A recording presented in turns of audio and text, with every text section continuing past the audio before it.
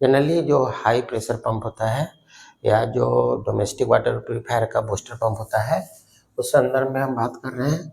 तो 1 kg पर centimetre square equal to होता है 14.2233 PSI।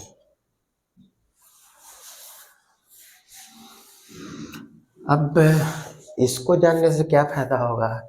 इसको जानने से ये फायदा होगा कि आप ये जान पाएंगे कि आपका जो बूस्टर पंप है उसको कितना PSI का प्रेशर चाहिए, कितना kg का प्रेशर चाहिए, इस चीज़ को समझने में। जैसे मान लीजिए कि आपका डोमेस्टिक वाटर प्यूरिफायर है और उसमें 5 kg के प्रेशर पे आपको प्रेशर शो कर रहा है, तो अगर आप उसी डायल में PSI को देखिएगा तो वो कितना हो जाएगा 5 × 14.2233 PSI। और जब आप इससे इसको मल्टीप्लाई कीजिएगा तो कितना आ जाएगा, राउंड फिगर में इसको लिखा जाए तो 14×5 जा कितना होता है, 14×5 जा होता है 70।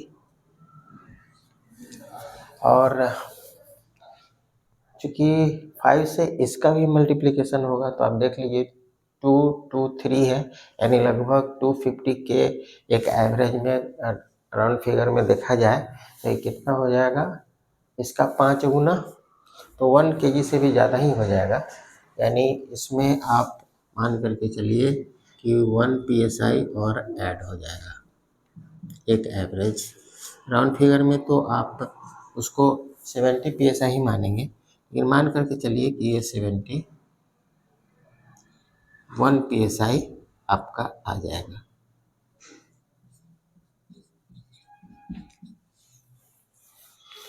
फाइव kg का प्रेशर, क्योंकि इसको मैंने राउंड फिगर में लिया है, तो ये जो प्रेशर मैं आपको दिखा रहा हूँ ये वर्किंग प्रेशर दिखा रहा हूँ। बूस्टर पंप का ओपन फ्लो प्रेशर अगर लगभग 120 PSI होगा, यानी लगभग इस संदर्भ में देखिएगा कि वो लगभग होना चाहिए कम से कम 8 kg का प्रेशर एक एवरेज। उस हिसाब से 8 को अगर आप मल्टीप्लाई करेंगे 14.2233 PSI से तो ये कितना हो जाएगा, 14 8 जा, तो इसको मैं ऐसे ही मल्टीप्लाई कर लेता हूँ, 8 3 जा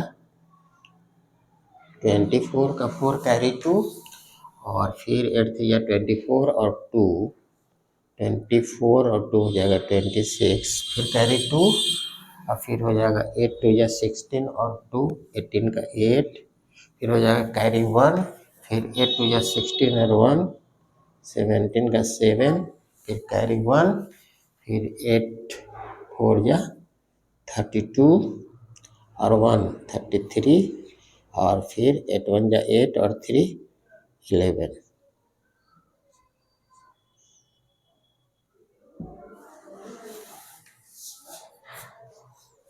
यानी 113.7864 PSI एक एवरेज। ऐसे तो राउंड फिगर में होना चाहिए 120 PSI के एवरेज में कम से कम open flow pressure booster pump का, तभी प्योर वाटर का रफ्तार सही रूप से आ पाता है। Thank you, thanks for watching this.